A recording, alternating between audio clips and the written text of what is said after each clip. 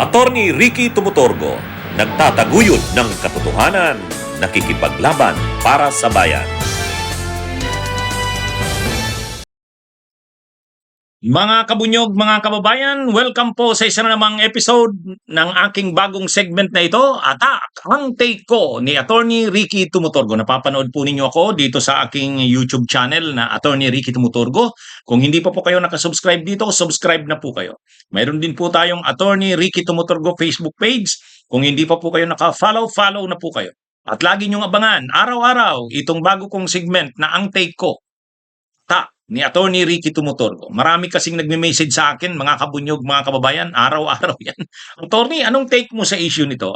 Anong take mo sa pangyayaring ito? Kaya gumawa na lang ako ng regular na segment na ito. At ngayon, ang aking bibigyan ng aking take, ito, Sara Chavit daw sa 2028.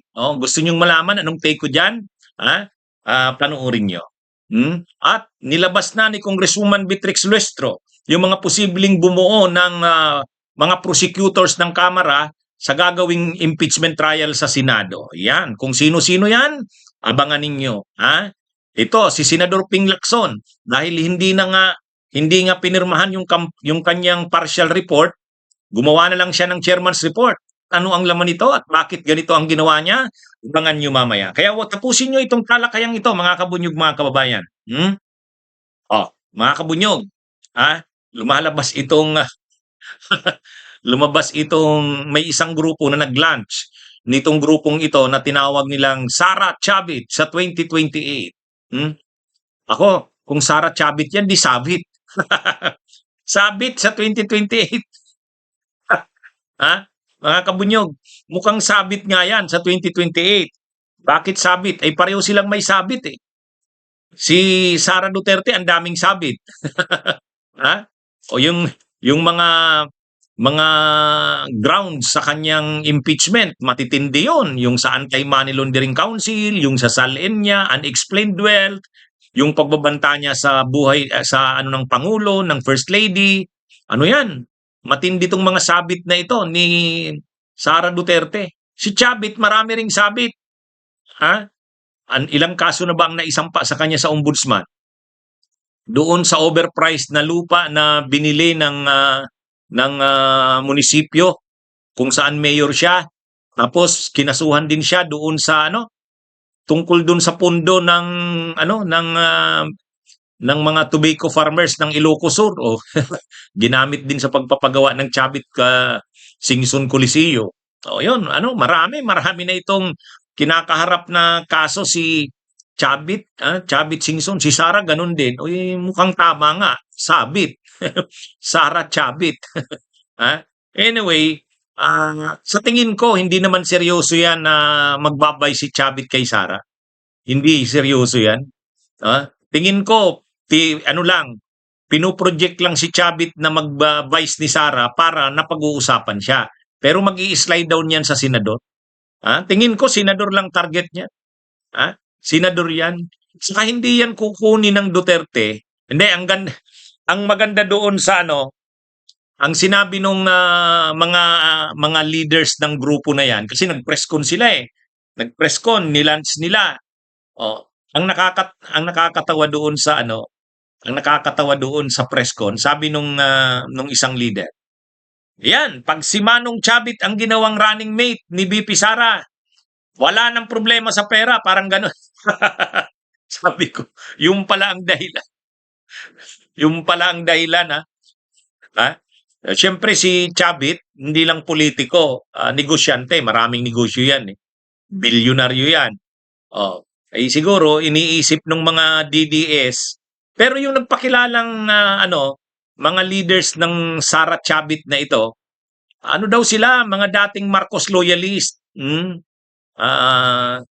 Pero ngayon daw, na sila, Sara Chavit. Pero ganun nga, ang paliwanag nila, kasi pag naging running mate daw ni Sara si Chavit, wala nang problema sa pera. So pera-pera lang palang usapan dyan.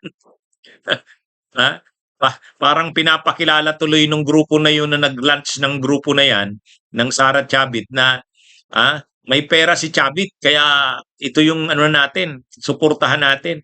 Pero sa tingin ko nga, mukhang hindi naman pang vice president yun. Tingin ko, pino-float yung pangalan ni Chavit sa vice president para na pag-uusapan. Pero sa bandang huli, mag-i-slide down yan sa senador. Kaya lang kahit kasi senador, wala na rin si Chavit eh. Wala na. Ay di ba nung nag-file siya ng candidacy nitong itong 2025 elections, nung nakita niyang hindi naman nagpipik siya eh. Wala naman, hindi siya nagpipik. Inalis, nag-withdraw na, di ba? Si Chavit. Hmm. Ano yan eh, wala na. Pang ano na lang siya, ang Singson, si Chavit Singson, pang Ilocosur na lang yan. Sa politika sa national, mahirapan eh. Wala yan. Kahit senador, mahirapan na si Chavit. Sinubok niya na yan noong 2025 eh. Nung hindi nagpipik, wala. Nag-withdraw na lang kaysa magastusan pa ng grabe at mapagod pa. O ngayon, mukhang actually nung una pino-float yan senador. Senador. Tapos bigla na ngayon vice president na. Tingin ko hindi naman vice president yan. Kasi kung hahanap si Sara ng pang-vice niya, tama, galing Luzon. Pero mas maano pa, mga Amy Marcos, Rodante Marcoleta, or Robin Padilla. Mas yun pa yung mga posible. Kasi si Robin Padilla, taga Bicol, Central Luzon, tapos si Marcoleta, Tarlac, Pampanga yata yan. So, tapos si Amy Marcos, Norte. So, kung yung pa yung mga pwedeng pagpilian ni Sara, kung galing Luzon, hindi si Chavit. Hindi si Chavit. Kaya lang, ako, tingin ko, kaya pino-float yung pangalan ni Chavit na maging vice president ni Sara para mapag-usapan. Pero sa bandang huli, mag-i-slide yan. Ang target niyan, maisama lang si Chavit sa line-up ng senador ni Sara. Yan yun. Kaya lang, siyempre, para mapag-usapan ka, mas maganda, hindi senador ang i-announce mo, vice president. Pero sigurado kay Sara Duterte yan. Sara Duterte yan, si Chavit. Kaya lang, mahirap nang manalo yan. Hindi yan. Maraming mahirap ang laban sa senador. Saka kung si Chavit lang, kumandidato na yan noon na senador, talo rin eh, di ba? Noong 2007. 2007, kung hindi ako nagkakamali, kandidato yan sa lineup ni Gloria. Talo yan. Kasamahan noon nila Mike Defensor. Yun yata yung panahon na tumakbo si Mike Defensor, tumakbo si Recto, tumakbo si Pichay, saka si Tito Soto noon, si Tessie Aquino Oreta, yan, tumakbo yan sa lineup ni Gloria Arroyo, pero talo. Kaya mahirapan na yan si Chavit. Kaya lang, syempre nga, yung mga nag-press ko na yun, kasi nag-press ko nung isang araw, nag-launching. Ang purpose nga noon, para iangat yung pangalan niya na pang-vice. Pero sa bandang huli, lang yan. Magsisenador lang yan. Kaya lang kahit nga sa senador, wala naman yan. Anyway, laos naman na ang Chavit. Pang Ilocosur na yan. Pang Ilocosur. Noon pa yan, nag-aambisyon tumakbo sa national. Hindi rin. Ito mga kabunyog. Ang posibleng magiging mga prosecutors ng Kamara na ito yung magiging mga prosecutors sa gagawing impeachment trial ni Sara Duterte. Binigyan na ng idea ni Congresswoman Beatrix Listro kung sino ang posibleng kasama. Syempre, pangungunahan yan ni Congresswoman Beatrix Listro. At ang ilang sa mga pangalan na binanggit niya ay si Congresswoman Laila de Lima, si Congressman Chel Jokno, si Congressman Terry Redon, at si Congressman Joel Chua. Siyempre, mga abogado yan. Siyempre, Laila de Lima, naman, bar placer yan. Dating Commission on Human Rights Chair, dating senador, dating Justice Secretary, magaling yan, Laila de Lima. Si Chil Jokno naman, Chil Jokno, dating din ng De La Salle law. Ano yan, kaya din yan, magaling din yan.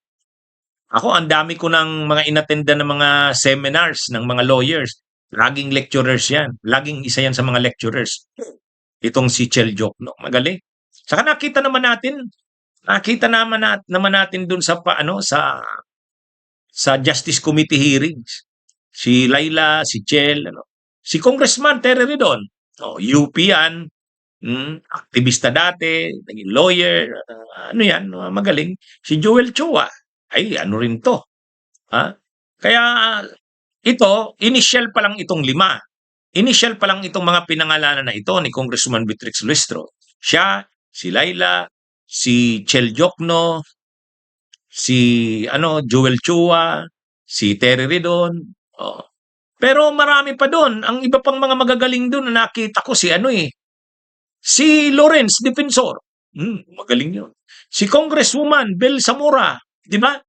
Si Congresswoman Bel Zamora ng magaling din yun eh. Magaling din yun.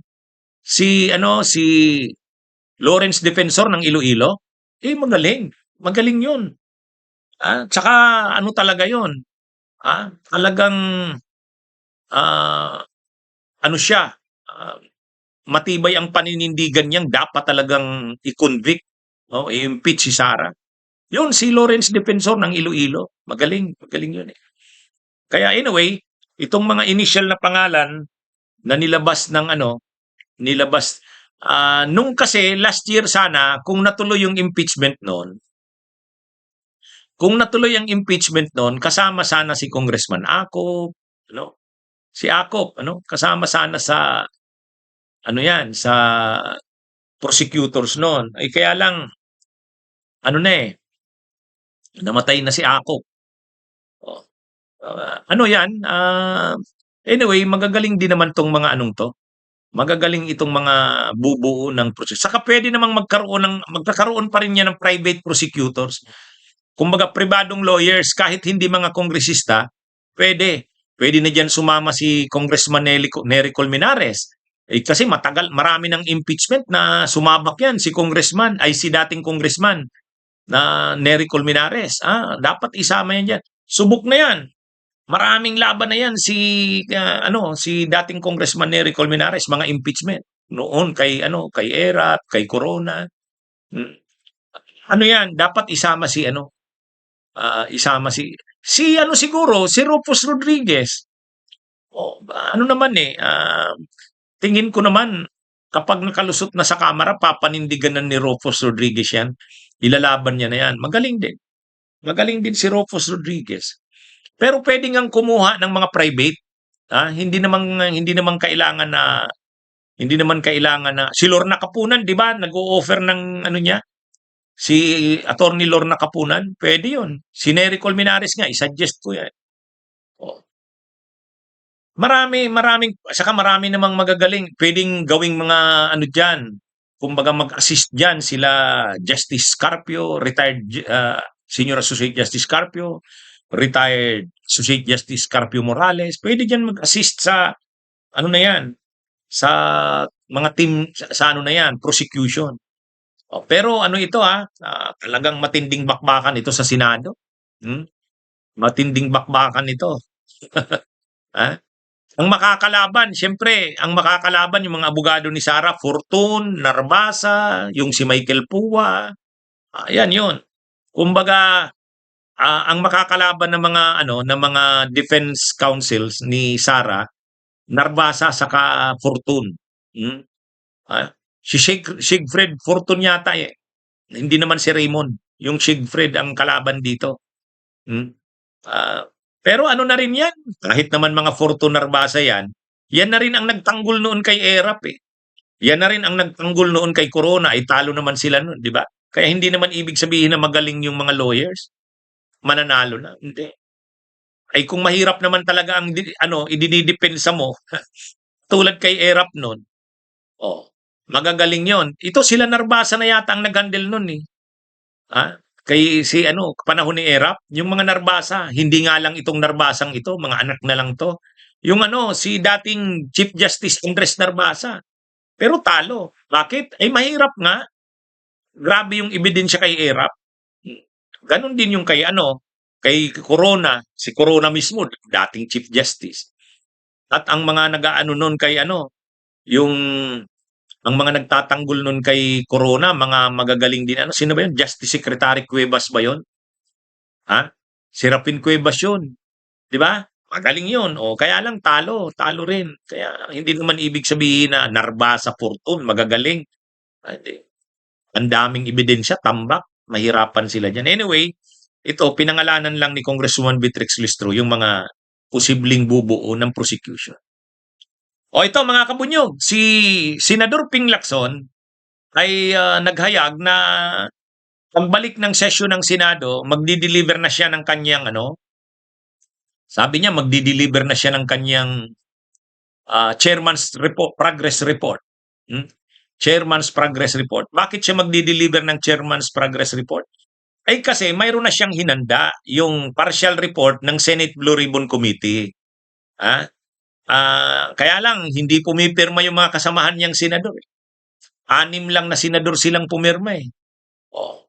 Ang 6 na senador ay si Soto, si Lacson, si Erwin Tulfo yata, Rapi Tulfo. Erwin Tulfo lang, Erwin Tulfo.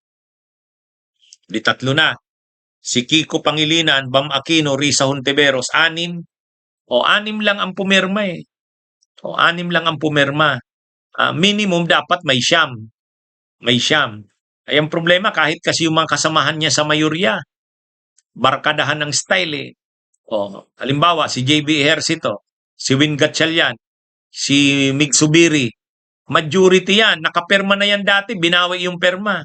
Ay syempre kaibigan nila si Jinggoy, kaibigan nila si Joel Villanueva, kaibigan nila si Chis Escudero.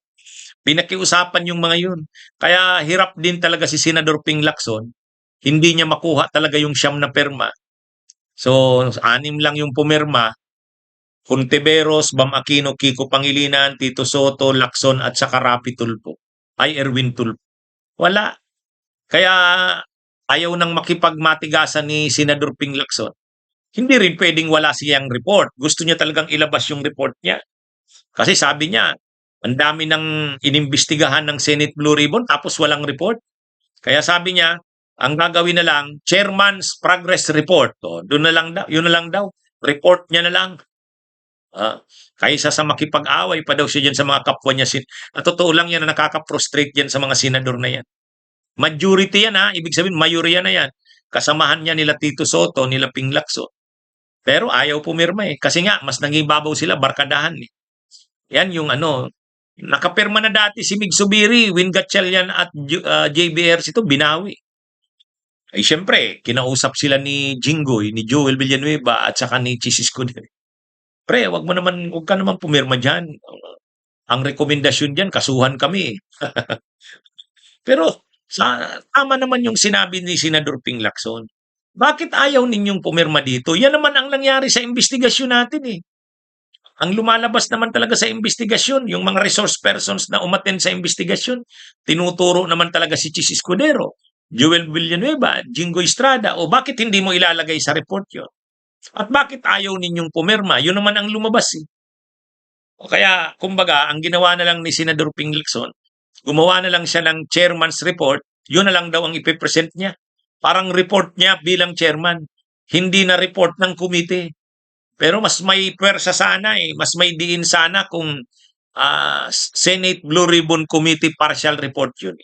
Ibig sabihin, report ng committee talaga, hindi lang ng chairman. Kaya lang, yun na nga eh. Itong mga kasamahan niyang mga senador, walang mga paninindigan. Ang mas pinapairal, hindi yung interes ng bayan, kundi yung interes ng kanilang barkadahan. Kaya, ano ito mga kabunyog, ang nangyari, ang ginawa ni Senador Ping Lacson, gumawa na lang siya ng report na siya lang nakapirma. Senate Blue Ribbon Committee Chairman's Progress Report. At saka sabi ni Senador Ping Lacson, pagkatapos niyang mai-present yung chairman's report niya na yan, magtutuloy na uli ang hearing. Resume na naman sila ng mga hearing. Oh.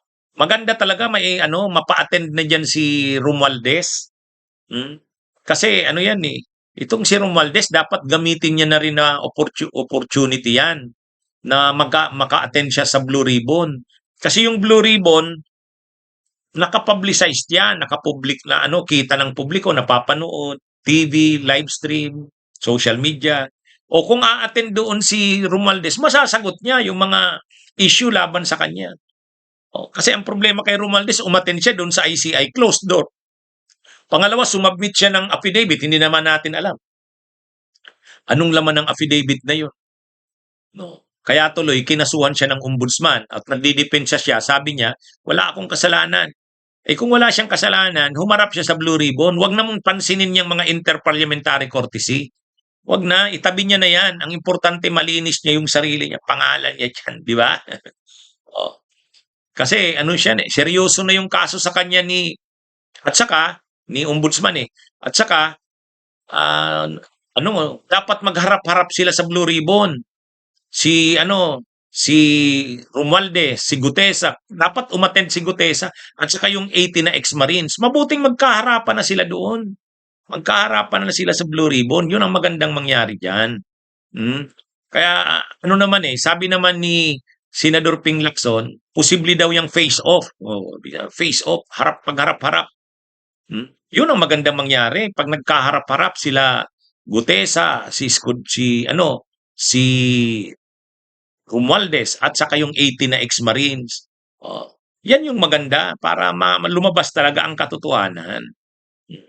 Anyway, sabi ni Senador Ping Lacson, tuloy-tuloy na uli ang investigasyon ng Blue Ribbon. Sana nga, yung mga dating hindi pa napapatawag, ay ipatawag na. Tulad ni Amina Pangandaman, si dating Undersecretary Adrian Bersamin. Dapat ipatawag yun. Dapat ipatawag yun. Okay, mga kabunyog, mga kabayan, magandang araw sa inyong lahat. Mabuhay po tayo.